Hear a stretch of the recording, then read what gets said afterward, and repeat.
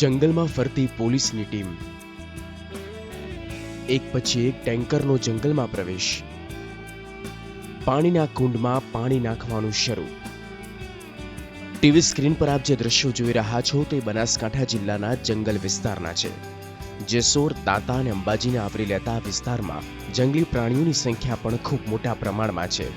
આ વિસ્તારમાં 75 થી વધારે રીંછ અને 15 થી 20 દીપડા સહિત અન્ય જંગલી પ્રાણીઓ વસવાટ કરે છે। ચોમાસાની ઋતુમાં અહીં વરસાદ ઓછો થતા પીવાના પાણીની તંગી સર્જાઈ। જો કે વન વિભાગ હવે મૂંગા પ્રાણીઓના વહારે આવ્યું અને ગજલર, હવાડા જેવા કૃત્રિમ સ્ત્રોતનું નિર્માણ કરી જંગલી પ્રાણીઓ માટે પીવાના પાણીના સ્ત્રોત વધુમાં વધુ ઊભા કરી રહ્યું છે। 75 થી વધારે રીંછ તથા 15 થી 20 દીપડાની સંખ્યા આવેલી છે।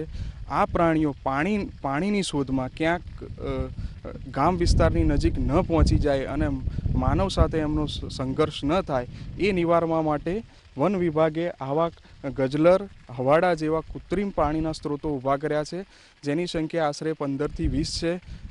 કેટલાક કૃત્રિમ સ્ત્રોતો છે જે જંગલની અંદર આવેલા છે, તેનો પ્રાણીઓ ઉપયોગ કરે છે અને એના માટે વન વિભાગે આ વ્યવસ્થા ઊભી કરેલી છે।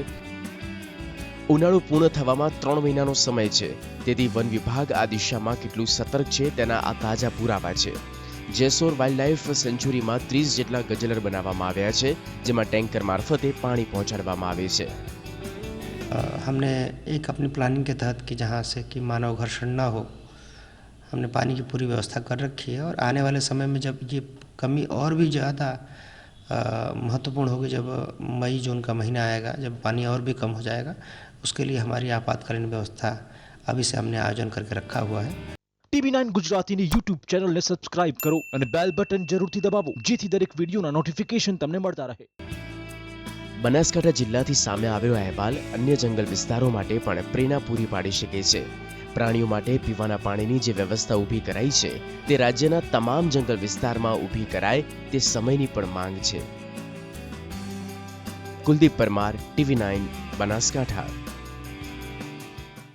TV9 ગુજરાતીની YouTube ચેનલને સબસ્ક્રાઇબ કરો અને બેલ બટન જરૂરથી દબાવો, જેથી દરેક વિડીયોના નોટિફિકેશન તમને મળતા રહે।